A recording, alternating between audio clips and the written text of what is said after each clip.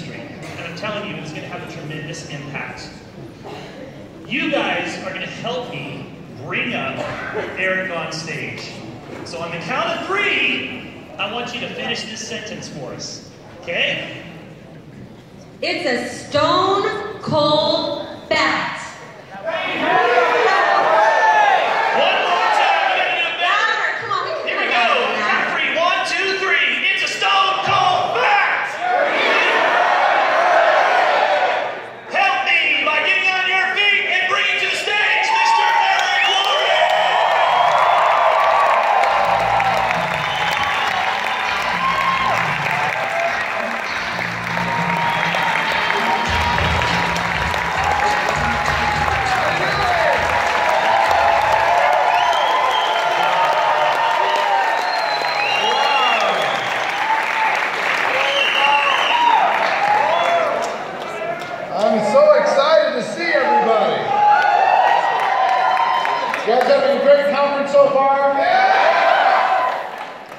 I'll tell you what,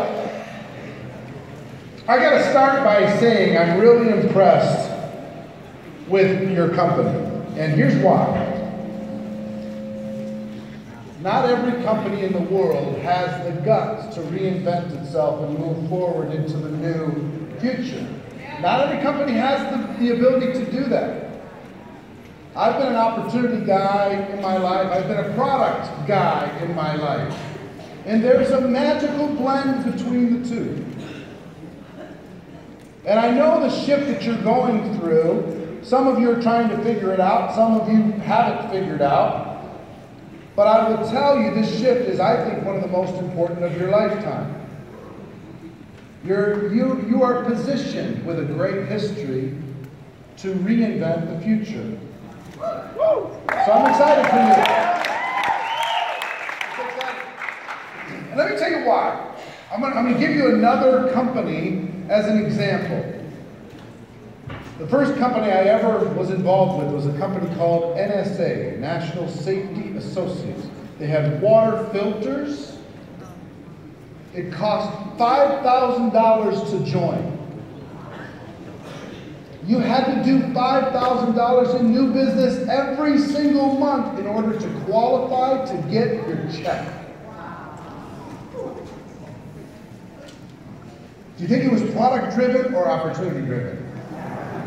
Opportunity. It was huge. Everybody all over the world was pushing. Huge volume. The company went and exploded up to about $800 million in sales back in the late 80s. Huge. And then they hit resistance. They hit challenge. Their product started to be compared with other products that were available other places in the marketplace, etc. And they made the transition. Hear me, they made the transition. Guess where they transitioned? To fruits and vegetables. They started with fruits and vegetables in a pill, and then they moved to fruits and vegetables in a little gummy bear. And all of these opportunity-driven people, some of them didn't know what to think. How do we transition to this little mom and pop, people making an extra $300, $500, $1,000 a month when we've been in this huge opportunity phase? And what happened was, first of all, the leader of the company had a vision, and he incorporated the people that were in the field into that vision, and they started. And it took enormous courage, just like it's taking courage for you to take this to the next evolution. Reinvent yourselves. But today they have well over 1 million people on a monthly auto ship around the world. Imagine this. 1 million raving fans that don't even care if they get a commission. They just love the product.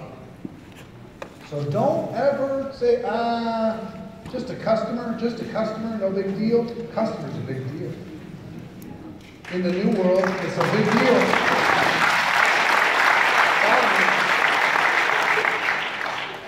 So fast forward, just understand this. As you move forward into your different markets around the world, and as you grow your business from this foundation, I want you to imagine something. I want you to imagine 10,000 raving fans on your team using the product, whether or not they get a check.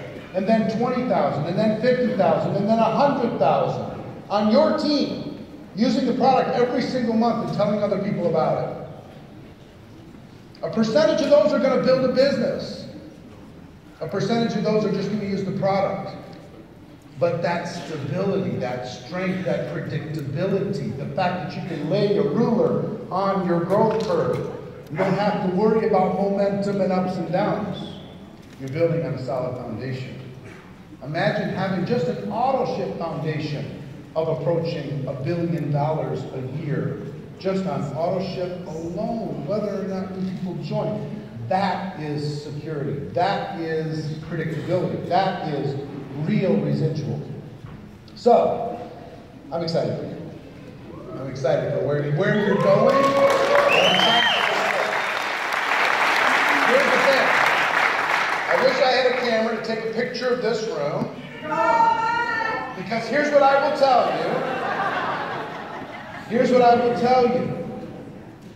This picture will go into the Hall of Fame of this company because as you look forward, 5 years from now, 10 years from now, they'll take the picture of this room and see that person? See that person? They just got started the month of that convention. And now they're making $1 million a year. See that person? That person over there, nobody thought they were ever going to do anything because they hadn't done anything in the company history. But that weekend they made a decision. And that person is the #1 person in that country.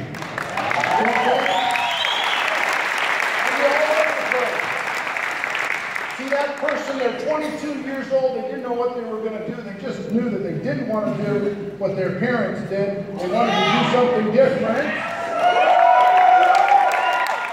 And they reinvented their whole lives and they changed their whole family history because of the decision they made that weekend. You know what I mean? There's going to be 2 groups 5 years from today that look at that picture. One group is going to be the group that says, I'm glad I made the decision because it was worth it. And there's another group that's going to look at that picture and says, I was there. And I didn't take action. I was there and I let the little worries get in the way. I was there. Can't believe it, I was there. So you got some decisions to make this weekend, right? I remember the first day I was introduced to network marketing. Understand, I was 22 years old at the time. For any of you young kids out there. 22 years old, and I had 18 jobs up to age 22. For real. No joke. I barely escaped high school. We had to do some negotiating to get me out. I think that the school system said, well, do we want him back? Let him go. Let him be somebody else's problem. I did everything you could do in a restaurant, everything you could do. I did all the minimum wage jobs you can think of. Last job I had prior to network marketing is I sold real estate. The only reason I sold real estate is because my father and his partner owned a little real estate office, and they needed somebody to get a license so they could show the properties that they owned. I'm sitting at home doing nothing. Eric, go get your license. Okay, got it. So, first year selling real estate, I made $45,000. Pretty good, right? 1988, big problem, I spent 60. True story. Because I just had another closing that was going to come, and pretty soon some other money was going to get here. I was borrowing money like crazy, and I didn't save any money for taxes. It's the first time I had 1099 money. They gave me money, I'm supposed to spend the money. I didn't know you were supposed to give something back to the government. Somebody else's job, I thought. Not true. So this is January, and my dad's partner, John Joyce, a dear friend of mine, he comes to me and he says, hey, Eric, what are you doing for lunch? I said, nothing. He said, well, we're going to go over to my friend Charlie's house. He's going to, there's an opportunity, maybe we can make some extra money. I'm interested in extra money. I need money like oxygen. Cool, I'm in. So we drive over to Charlie's house. Charlie's a successful guy. John is a successful guy. My dad is successful working with John. And we go into Charlie's house and they put in a VHS cassette, which had been duped over like 50 times. And it was this opportunity video for NSA. And I thought it was the most ridiculous thing I've ever seen in my life. It was so over the top, unrealistic. People made $50,000 in 50 minutes, and limousines and airplanes and mansions, and it was just like, I'm like, really? So with my infinite wisdom, I said, like Shark Tank guys, gentlemen, I'm out.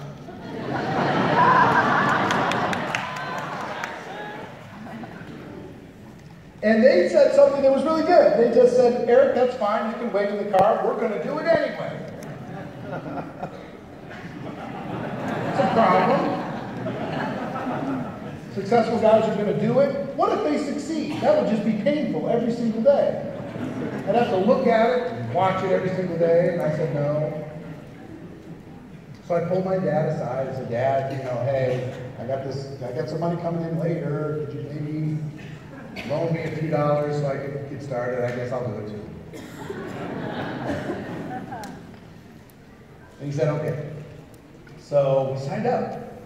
And John Joyce gave me one of the first gifts I ever got in my network marketing career, my dad's partner. We're walking out of the house. First lesson for you today. We're walking out of the house, and I'm about 20 paces in front. And John is walking out with Charlie out of the house. And I hear John say to Charlie, and I really appreciated John, he was a mentor of mine. He says to Charlie, he says, see that kid? That kid's going to do more than all of us combined. That kid's a natural. That kid's going all the way to the top. I heard it. Even though I didn't believe it myself, I went,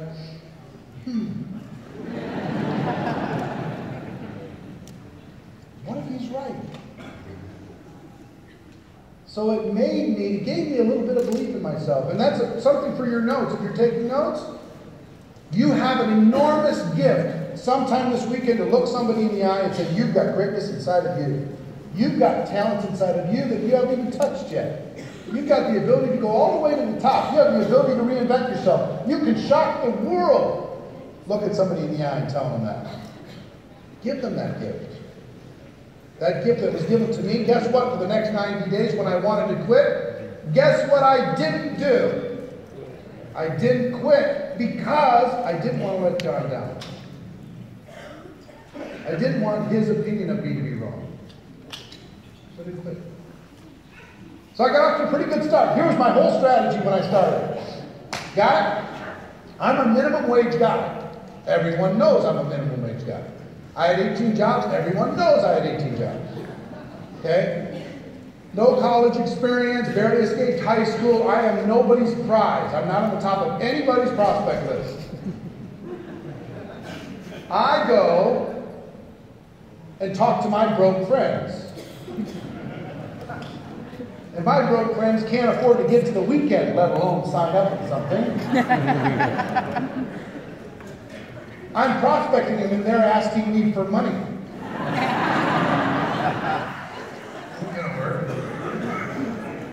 So you know what I did? I went to my mom and dad's house and I took their address book. For real. And I quickly called all of my dad's contacts before he had a chance to call them. Because I knew him too. And I said, hey, there's this great opportunity. And John Joyce and my dad are involved. And I can set up a call and connect you guys. So I basically signed up some of my dad's friends. Plus a few of my own. And I got started. And I got a pretty good check. But do you think that strategy probably dried up pretty quick? Dried up pretty quick. So I made money first month. Second month I made some money. Third month, my income went practically to zero. and I was ready to quit. I got that 3rd month's check and I said, this is stupid, this is dumb, I'm out of here. I quit. I go home. Big problem. I have no place else to go. I have no place to go. I walked away from real estate when I got that first check. I walked away. I had no way to make any money this month. None. Who's going to hire me with my pedigree? Nobody. So the only place I could go to survive was back to the thing that I was mad at, which was network marketing. I was blaming everybody. The company won't give me any training. Doggone it. They say the product sells itself. Bunch of liars. It does not either.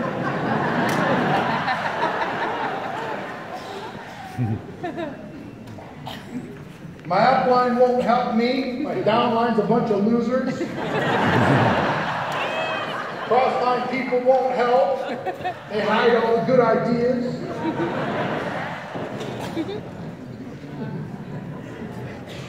It's the economy. Nobody will listen to me because I'm 23 now. 23. If I was 33, I'd crush this. But since I'm 23, I guess I just have to wait.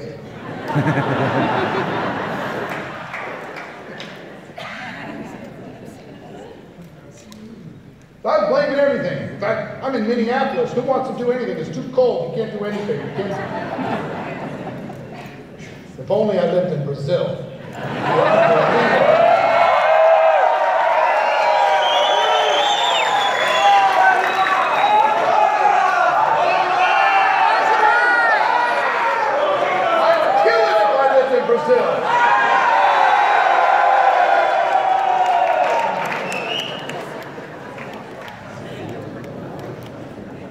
I was blaming everybody. But here's the great thing. You ever heard the Garth Brooks song, some of God's greatest gifts are unanswered prayers? Here's the thing, I would tell you, if someone showed up that day and said, young man, I'm going to give you a job, $50,000 a year for life. You never get a raise, but you never get fired.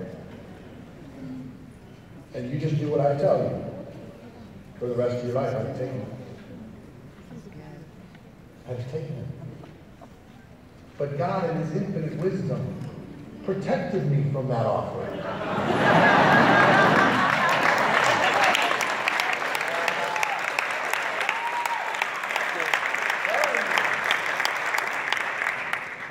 And He sent me back where I needed to go, which was to deal with myself. Was to deal with my issues, because it wasn't the company, and it wasn't the compensation plan, and it wasn't the product, and it wasn't the support, and it wasn't the training. All of that was equal. It was the same for everybody. Guess what it was? It was me. And my limiting beliefs and my bad programming. I believe all of us between our ears are a computer. And the software in here is the only thing limiting us from our full potential. And back then I had viruses in my software. Virus number one is I was a professional blamer. Nothing was ever my fault or my responsibility. It was somebody else. It was the upline, the company, the training, the support, whatever. It was never me. I was good at convincing other people it wasn't my fault. That works in high school. Doesn't work in the real world. Nobody cares. Congratulations, it's not your fault. Now what? Hard to take responsibility. It's hard to say, it's on me. It's hard to say, I'm afraid. It's hard to say, I'm trying to figure out how to motivate myself to take action when I'm afraid of what the result's going to be. It's hard to take responsibility and say, it really matters what other people think of me. Hard. But here's what I learned about blame. The moment you blame, you walk out of your ability to live the life you deserve. The moment that you do it. Because you don't control anything anymore. It's all external forces. Some of you think that because you're here in the right place at the right time, that's enough. It's not. You are in the right place at the right time. But guess what you're going to have to do? When it's lonely, when next Wednesday the glow has faded from this weekend, and you're by yourself, and you're looking at your phone and saying, what am I prepared to do today? That is when you're really going to be tested. Not when you're high-fiving each other, isn't this great, isn't this great? When you're talking to a prospect that has no clue about what network marketing is, and you're trying to rescue them from a desperate life. That's when you're going to be tested. Not this weekend. This weekend you're going to be supported. Outside of this, our business, guess what? It's a lonely business.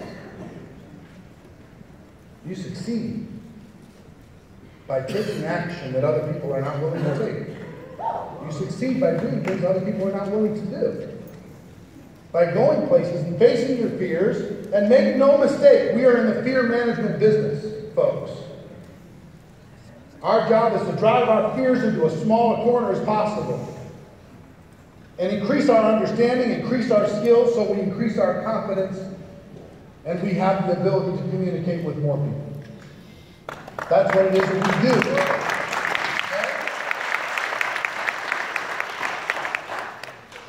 So I decided to start to take responsibility. Not for what happened to me, but for how I reacted to it. The meetings were terrible in my local town. Well, guess what I needed to do? Fix them or start my own. There was no good training. Well, guess what I needed to do? Make sure there was good training. There was no good communication. Well, guess what I needed to do? Make sure there was good communication. There was no product culture in my organization. Guess what I needed to do? Build it from myself forward. And not blame anybody else for anything. So that was number one. Number two, virus, big virus, is I would rather get away with something than earn it. This one's embarrassing to talk about, but I really would. I didn't want to earn, I wanted a deal, I wanted a bargain, I wanted a shortcut. Tell me we're in momentum here in this company, because then I don't have to work that hard, because if I just show up, then we can ride the wave of momentum. Please tell me it's momentum that's going to be the answer for me. Let me tell you the truth about momentum. Momentum is a 9 to 12 month phenomenon inside of any company. 9 to 12 months.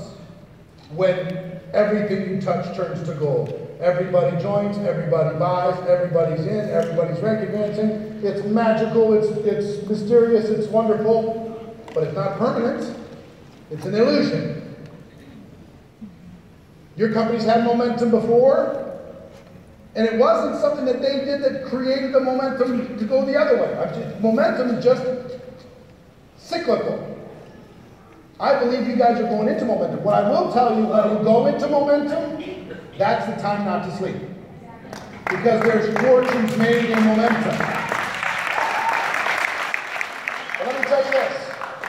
On the other side of momentum is stability, correction, correction again, growth again.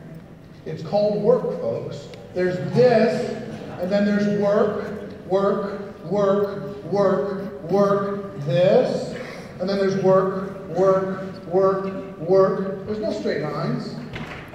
There just isn't.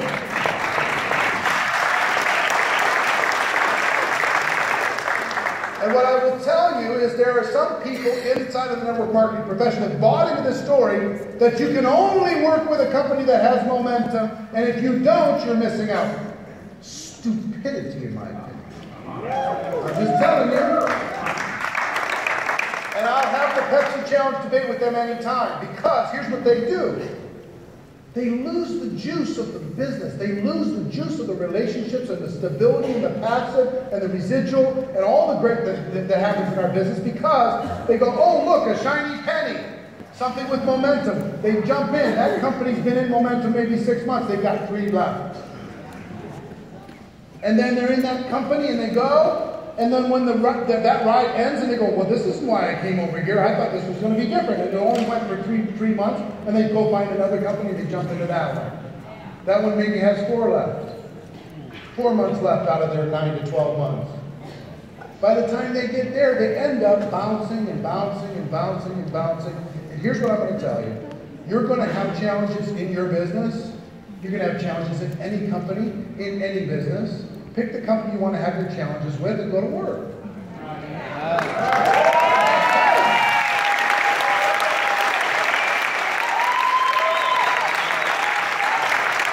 If you believe in the leadership, if you believe in the products, if you believe in the vision, put your running shoes on and go to work.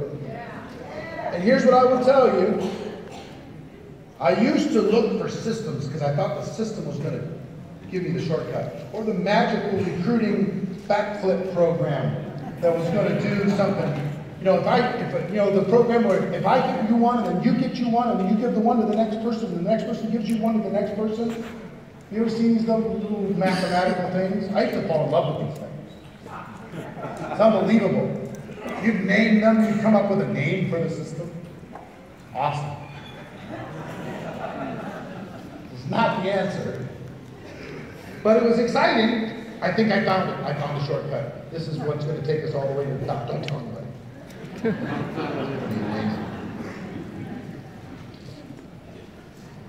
So I changed my philosophy about trying to get away with things, looking for shortcuts, looking for answers, looking for systems, looking for magical momentum, looking for the whale. Oh, if I could just bring in superstar from some other company, they'd come over and that leg is cooked.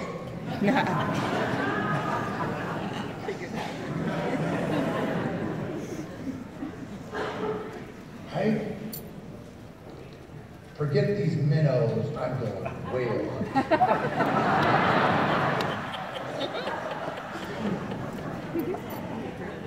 Dialing through dollars, baby. So that brings its whole set of distractions. Give me a dissatisfied homemaker over a whale any day of the week.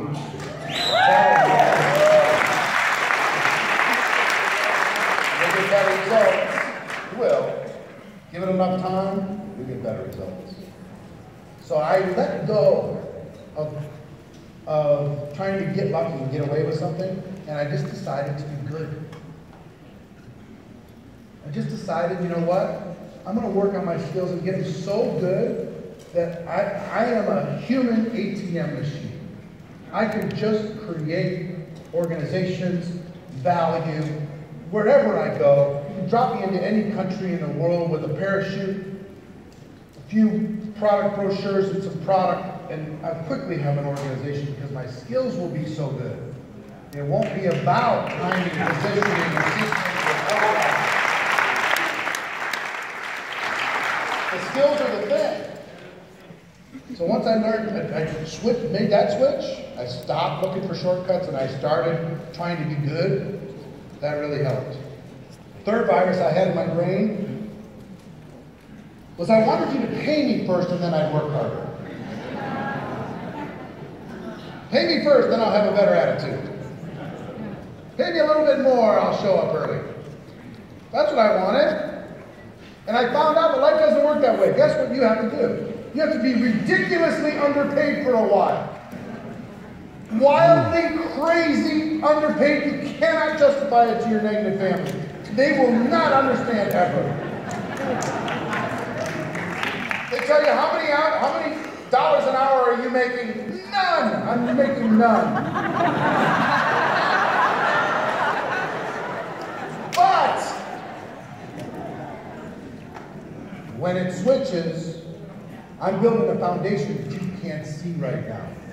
It's all underground. I'm building pillars into the ground that you cannot see. But once the foundation is laid and my skills are in place, the building will go up quickly. And that's what happens. I'm friends with over 100 people in this profession that make $1 million a year or better. Okay? Guess what? All of them to a person talked about the hard years when they were planting the foundation into the stone, and nobody could see it, and nobody could understand why they were still doing it. Nobody could understand why they were